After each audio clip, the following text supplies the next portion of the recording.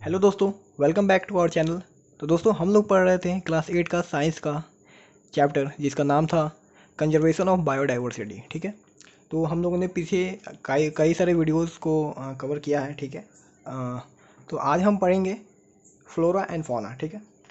तो हेडिंग लिखते हैं।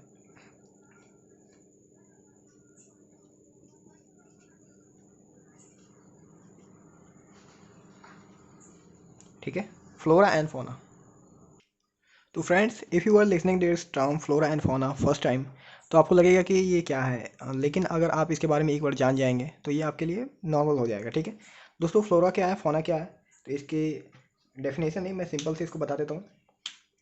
तो दोस्तों, फ्लोरा होता है कि किसी पर्टिकुलर एरिया में वहाँ पे प्लांट्स को इंडिकेट करने के लिए होता है। ठीक है। टू इंडिकेट इंडिकेट प्लांट्स, यहाँ पे आप डिफरेंट प्लांट्स लिख सकते हैं।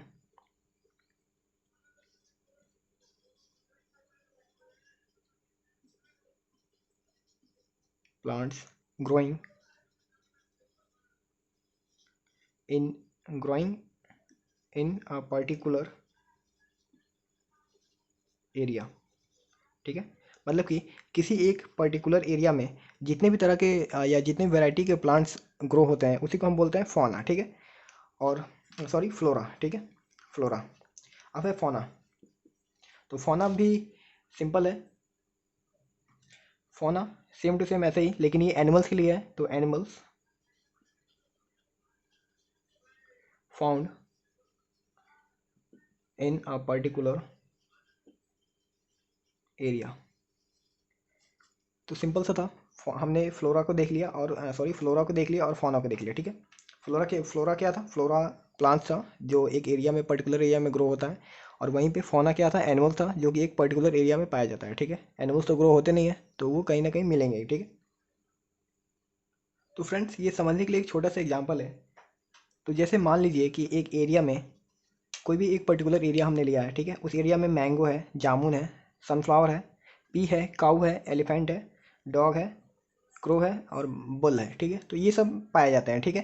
तो अब हमें इसमें बताना है कि इसमें कौन सा फौना है और कौन सा फ्लोरा है। ठीक है। तो मैं फ्लोरा को ऐसे सर्कल करके बता देता हूँ आपको। आप चाहे तो आप पहले खुद से भी एक बार सोच सकते हैं। ठीक है। ये विजिबल नहीं है, इसलिए मैं इसको सर्कल करके दिखा दूंगा। ठीक है। तो मैं जिसे इसे सर्कल करूंगा वो फ्लोरा है। ठीक है। तो फ्लोरा हमने क्या पढ़ा था? फ्लोरा हमने पढ़ा था कि ऐसे प्लांट्स जो एक पर्टिकुलर एरिया में पाए जाते हैं। ठीक है। तो इसमें प्लांट्स और एनिमल्स दोनों हैं। तो मैंगो एक प्लांट है, jamun is also plant, sunflower is a plant, pea is a plant. ठीक है। तो ये चारों क्या है? हमारे पास फ्लोरा है। ठीक है। लेकिन काऊ, एलिफेंट, डॉग, क्रो और बल, ये सब क्या है हमारे लिए? ये सब फ्लोरा है। ठीक है। सॉरी, फौना है। ठीक है। फ्लोरा फौना ऐसे कंफ्यूजिंग है, लेकिन आप एक बार अच्छे से समझ लें। फ्लोरा प्लांट्स के लिए और फौना एनिमल्स के लिए। ठीक है। सिंपल समझ लें। Flora is for plants and fauna is for animals. तो फ्रेंड, इसके बाद हम लोग देखते हैं कि बायोस्फीयर क्या होता है। ठीक है। यहाँ पे, हाँ, ठीक है। ठीक है। तो बायोस्फीयर होता क्या है? ठीक है। दोस्तों, सिंपल में अगर बायोस्फीयर को बोलें तो इसको आप सिंपली बोल सकते हैं वेयर, सॉरी, इसको थोड़ा और अच्छे से लिखते हैं, part of the earth which part of the earth which support life. यानी पृथ्वी का ऐसा पार्ट जहाँ पे जीवन संभव है। ठीक है। सिंपल में बोले तो पृथ्वी का ऐसा पार्ट जहाँ जीवन संभव है। दोस्तों, लाइफ के लिए कुछ नेसेसरी कंडीशंस होती हैं, तो उसे हम देख लेते हैं। जैसे कि हमारे पास लैंड होना चाहिए, एयर होना चाहिए और वाटर होना चाहिए। ठीक है। तो दोस्तों, ये कुछ बहुत ही मेन कंडीशंस हैं। ठीक है। लैंड नहीं रहेगा तो हम रहेंगे कहाँ? एयर यानी ऑक्सीजन नहीं मिलेगा तो हम सांस क्या लेंगे? ठीक है। और वाटर नहीं रहेगा तो हम पियेंगे क्या? या और भी बहुत सी कामों के लिए यूज होता है वाटर, आप जानते हैं। ठीक है। तो इन्हीं तीनों चीज़ को हम साइंटिफिक नेम देते हैं। लैंड को देंगे हम लिथोस्फेयर, लिथोस्फेयर। एयर को देंगे हम एटमॉस्फेयर।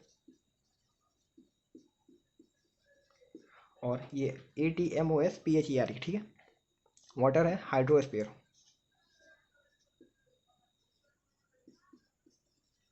ठीक है। तो ये इसके साइंटिफिक यानी हम साइंस की भाषा में इसे लैंड को हम लिथोस्फीयर बोल देते हैं, ठीक है।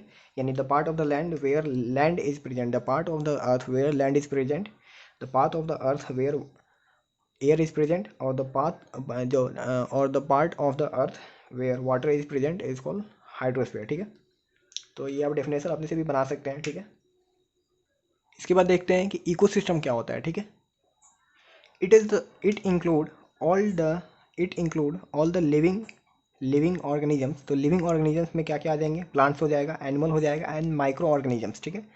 Along with non living component हम जैसे कि हमारा क्लाइमेट हो गया, सॉइल हो गया, कार्बन डाइऑक्साइड हो गया, ऑक्सीजन हो गया, एटीसी, ठीक है। तो इकोसिस्टम जो है ये दोनों तरह के यहाँ पे ऑफ एन एरिया, यानी किसी एरिया के living component along with non living component of that area is known as ecosystem, ठीक है।